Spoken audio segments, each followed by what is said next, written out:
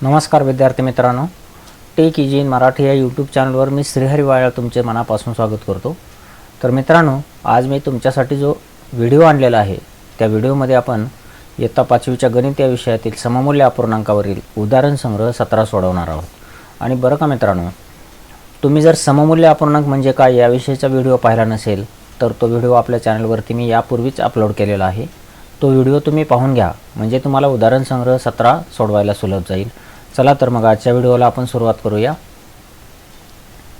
पहा, उदाहरण संग्रहामधील पहिला प्रश्न आहे, चौकटीत योग्य संख्या लिहा।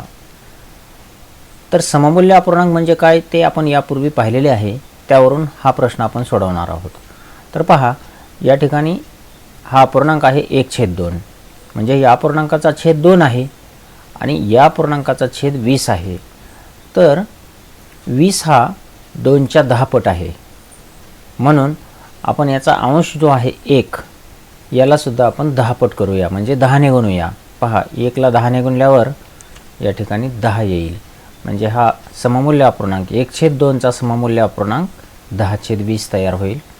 दुसरे उदाहरण पहा, या ठिकाणी 3/4 हा अपूर्णांक आहे। तर दुसऱ्या अपूर्णांकाचा अंश हा पहिल्या अपूर्णांकाच्या अंशाच्या 5 पट आहे। पहा, 3×5 = 15, म्हणजे हा 5 पट आहे। मग अंश जर 5 पट असेल तर आपण छेदाला सुद्धा 5 पट करूया। पहा, 4ची 5 पट, 4×5 = 20। पहा, या ठिकाणी 15/20 हा सममूल्य अपूर्णांक तयार झाला। आता पाहूया आपण तिसरे उदाहरण। तिसऱ्या उदाहरणामध्ये हा अपूर्णांक आहे 9/11। या ठिकाणी आपण पाहिले असता आपल्या असे लक्षात येईल की पहिल्या अपूर्णांकाच्या अंशाच्या दुसऱ्या अपूर्णांकाचा अंश हा दुप्पट आहे। पहा, 9×2 = 18। तर आपण पहिल्या अपूर्णांकाचा छेद सुद्धा दुप्पट करूया। पहा, 11च्या दुप्पट 22। इथे पहा चौथे उदाहरण 10/40। आता या ठिकाणी आपण बारकाईने पाहिले असता आपल्या अशा लक्षात येते की पहिल्या अपूर्णांकाचा छेद हा 40 आहे आणि दुसऱ्या अपूर्णांकाचा छेद हा 8 आहे, म्हणजे पहिल्या अपूर्णांकाच्या छेदापेक्षा दुसऱ्या अपूर्णांकाचा छेद हा लहान झालेला आहे।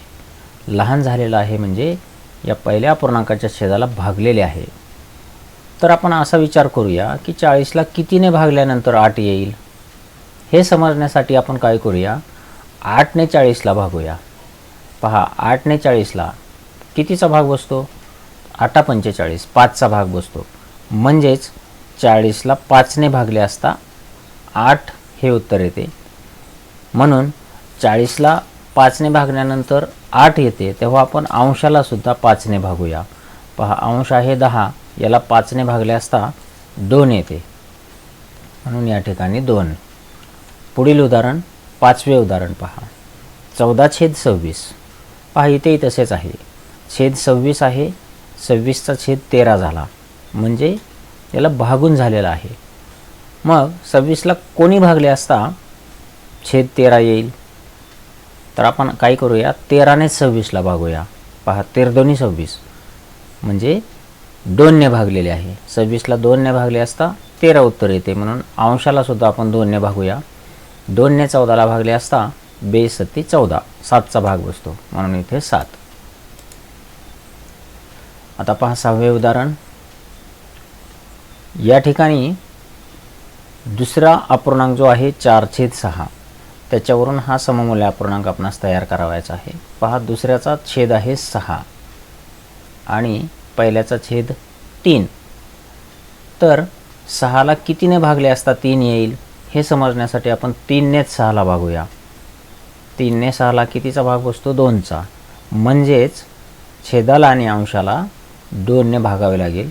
पहा, 6ला 2ने भागले असता 3 उत्तर येते, तर 4ला सुद्धा आपण 2ने भागूया। 2×2 = 4, 2चा भाग बसतो, म्हणून इथे 2। सातवे उदाहरण। सातव्या उदाहरणामध्ये हा दुसरा जो अपूर्णांक आहे तो आहे 4/20। तर या ठिकाणी पहा, याचा अंश आहे 4 आणि याचा अंश आहे 1। 4ला कितीने भागले असता 1 येईल, हे समजण्यासाठी आपण 1ने 4ला भागूया। 1×4 = 4, म्हणजेच याच्या अंशाला व छेदाला 4ने भागावे लागेल। पहा, 4ने 4ला भागले असता 1 उत्तर येते, 4ने 20ला भागले असता 4 पंचे 20, 5 हा भागाकार येतो, म्हणून या ठिकाणी 5 लिहूया. आता पहा 8वे उदाहरण. 10/25 आहे हा पूर्णांक. या पूर्णांकाचा छेद आहे 25 आणि या पूर्णांकाचा छेद झाला 5. म्हणजे 25ला कितीने भागले असता 5 येईल, तर 5नेच 25ला भागू. 5 5 25 म्हणजे 5ने भागलेले आहे. पहा 25ला 5ने भागले असता 5चा भाग बसतो, म्हणून या ठिकाणी 5 आले आहे. आपण अंशाला सुद्धा 5ने भागूया. 5 2 10, 2चा भाग बसतो, म्हणून या ठिकाणी 2 लिहूया. पहा आता दुसरा प्रश्न. पुढीलपैकी प्रत्येक अपूर्णांकाशी सममूल्य असलेला आणि छेद 18 असणारा पूर्णांक मिळवा. म्हणजे या ठिकाणी प्रत्येक अपूर्णांकाचा छेद आपणास 18 करावायचा आहे. म्हणजे छेद 18 करून सममूल्य अपूर्णांक तयार करावायचा आहे. पहा पहिले उदाहरण आहे 1/2. याचा छेद आपण 18 करूया. पहा पहिल्या अपूर्णांकाच्या छेदाच्या 18 हे किती पट आहे, तर 92 18 9 पट आहे, म्हणून आपण अंशाला सुद्धा 9 पट करूया. 1 9 9. पहा 1/2चा सममूल्य अपूर्णांक 9/18. दुसरे उदाहरण 2/3. याचा सुद्धा छेद आपणास 18 करावायचा आहे. 3च्या किती पट 18 आहे, तर 3 संग 18 6 पट आहे, म्हणून अंशाला सुद्धा आपण 6 पट करूया. 2×12. पुढील उदाहरण 4/6. याचा छेद 6 आहे, तो आपणास 18 करावायचा आहे. तर 6च्या किती पट 18 आहे, तर 6च्या तिप्पट आहे. 6 18, म्हणून अंशाला सुद्धा आपण तिप्पट करूया. 4×12. पुढील उदाहरण 2/9. याचा छेद 9 आहे, तो सुद्धा 18 करावायचा आहे. 9च्या किती पट 18, तर 9च्या दुप्पट, म्हणून अंशाच्या सुद्धा दुप्पट, म्हणजे 2 2 4. पुढील उदाहरण 7/9. याचा सुद्धा छेद आपणास 18 करावायचा आहे. 9च्या किती पट 18 आहे, तर दुप्पट. 9 2 18, म्हणून 7च्या सुद्धा दुप्पट. 7 2 14.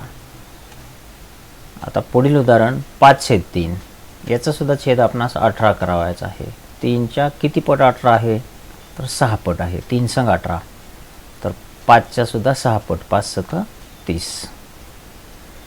पहा आता तिसरे उदाहरण. पुढीलपैकी प्रत्येक अपूर्णांकाशी सममूल्य असलेला आणि छेद 5 असणारा अपूर्णांक मिळवा. म्हणजे आपणास आता प्रत्येक अपूर्णांकाचा सममूल्य अपूर्णांक तयार करावायचा आहे, परंतु त्याचा छेद हा 5 करावायचा आहे प्रत्येकाचा. तर पहा या ठिकाणी 6/15 आहे.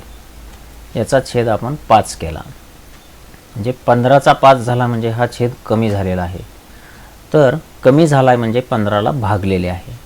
15ला कोणत्या संख्येने भागले असता 5 येईल, हे समजण्यासाठी आपण 5नेच 15ला भागूया.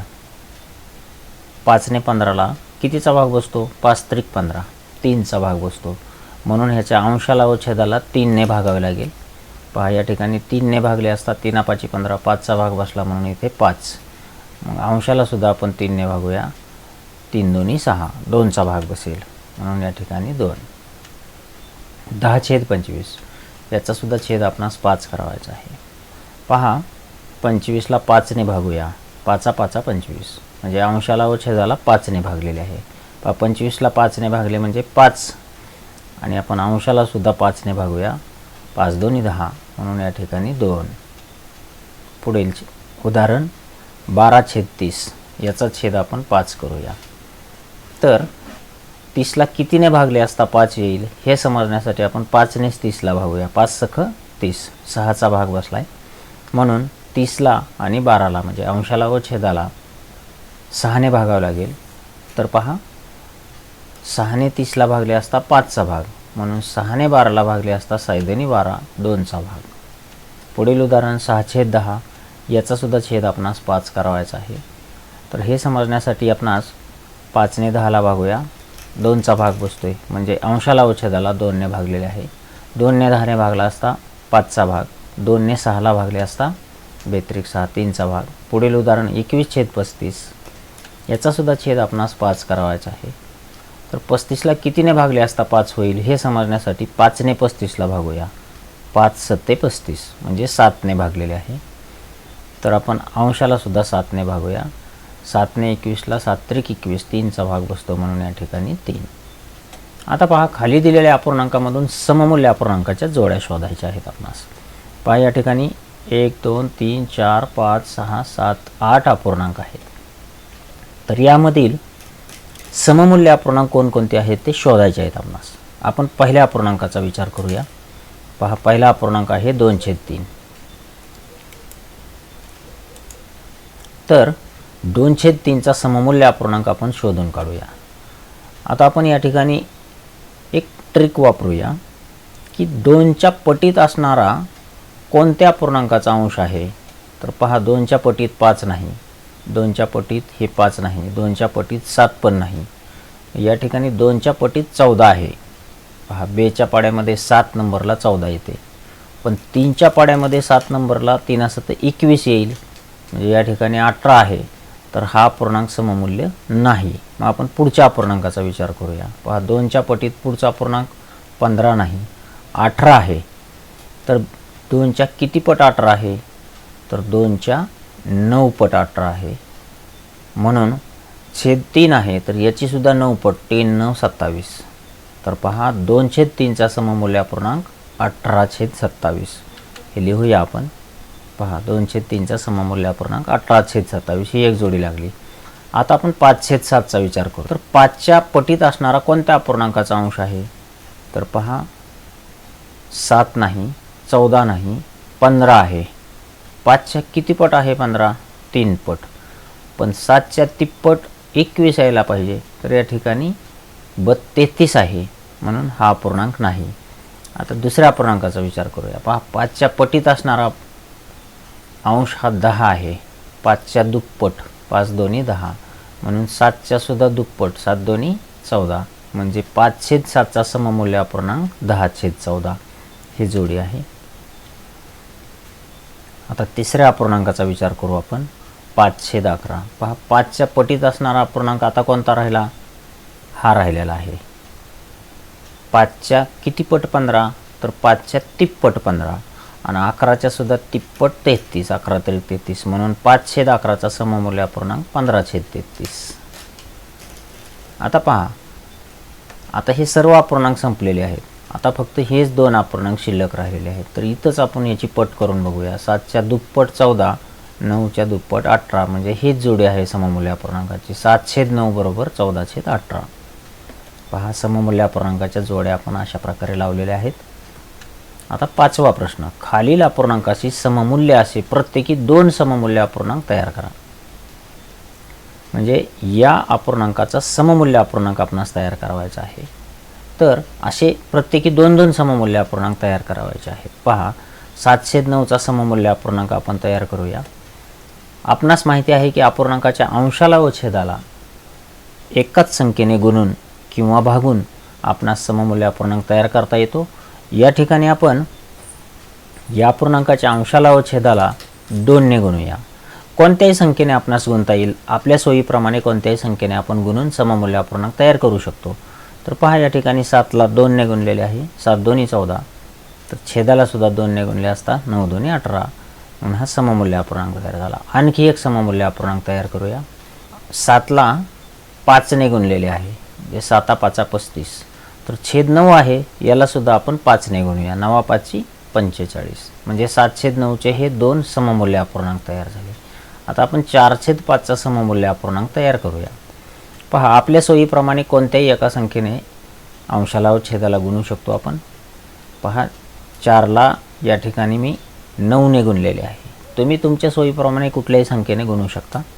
तर अंशाला 9ने गुणले आहे, म्हणून 4 9 36, म्हणून छेदाला सुद्धा 9ने, 5 9 45. पुढचा अपूर्णांक पहा, अंशाला 3ने गुणलेले आहे, 4 त्रिकोण 12, आणि छेदाला सुद्धा 3नेच गुणूया, 5 त्रिक 15. हे सममूल्य अपूर्णांक तयार झाले. आता तिसरा अपूर्णांक आहे 3/11. 3/11. तर 3/11चा सममूल्य अपूर्णांक पहा 12/44 केलेला आहे. हा कसा केला. तर 3ला 4ने गुणलेले आहे, म्हणजे अंशाला 4ने गुणले, तर छेदाला सुद्धा 4ने गुणूया, 11 चौक 44. आता पहा, आणखी एक 3ला 7ने गुणून, म्हणजे अंशाला 7ने गुणलेले आहे, 3 7 21, म्हणून छेदाला सुद्धा 7ने गुणूया, 11 7 77. हे सममूल्य अपूर्णांक तयार झालेले आहेत. तर मित्रांनो, या ठिकाणी हा उदाहरण संग्रह 17 संपूर्णपणे सोडवून झालेला आहे. तुम्हाला मित्रांनो व्हिडिओ आवडला का? आवडला असला तर लाईक करायला विसरू नका आणि या चॅनलवर जर आपण पहिल्यांदाच असाल तर चॅनलला सबस्क्राईब करायला पण विसरू नका. चला तर मग आपण या व्हिडिओमध्ये या ठिकाणी थांबूया. तोपर्यंत धन्यवाद.